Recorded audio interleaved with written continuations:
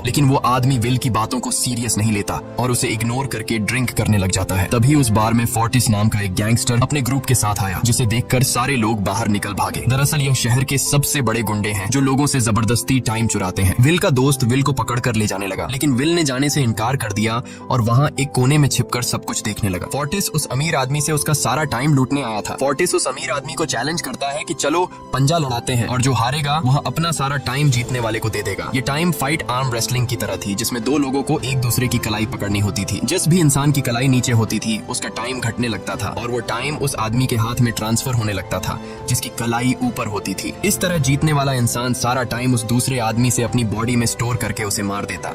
Fortis उस आदमी से कहता है, क्या तुम इसके लिए तैयार हो? इस पर उस अमीर आदमी ने कहा कि मैंने बहुत ज्यादा ड्रिंक की हुई है, इसलिए मुझे कुछ टाइम चाहिए, उसके बाद मैं तुम्हारे चैलेंज के लिए तैयार हूँ। फोर्टिस कहता है कि ठीक है, ये तुम्हारी आखिरी ख्वाहिश है, जाओ मैं तुम्हें तैयार होने के लिए कुछ मिनट देता हूँ। फोर्टिस उसके साथ अपना एक आदमी भी भेज देता है ताकि यह भाग न सके। वो अमीर आदमी बाथरूम में आकर बहुत ज्यादा उल्टियां करने लग जाता है क्योंकि उसे काफी चढ़ गई थी। इसलिए अगर वो इस हालत में फोर्टिस से पंजा लड़ता तो इस अमीर आदमी का हारना कंफर्म था। तभी विल वहाँ पर आ जाता है। वो फोर्टिस के आदमी को मारकर उस अमीर आदमी को अपने साथ उस जगह से बाहर निकाल लेता है और उसे फोर्टिस से बचाकर एक सेफ जगह पे ले आया। विल ने उस अमीर आदमी से कहा कि मैंने तुमसे कहा भी कि तुम्हारी जान को खतरा है, तुम जानबूझकर अपना टाइम क्यों बर्बाद कर रहे हो। वो आदमी विल को अपना नाम हेनरी बताता है और वो विल से पूछता है कि तुम्हारी उम्र कितनी है। विल ने बताया 28 साल। हेनरी ने कहा, मेरी उम्र 105 साल है और अब मैं जिंदगी से थक चुका हूँ। मैंने अपनी लाइफ में हर एक चीज का मजा लिया है और अब मुझे इस जिंदगी की जरूरत नहीं है, मैं जीना नहीं चाहता। ये सुनकर विल ने हैरानी से पूछा, आखिर तुम कहना क्या चाहते हो? इस पर हेनरी ने कहा, लगता है तुम अब तक हकीकत से अनजान हो। क्या तुमने कभी सोचा है कि इस दुनिया में अलग अलग टाइम जोन्स क्यों बनाए गए हैं? आखिर क्यों तुम्हारे टाइम जोन गेटो में किसी भी वक्त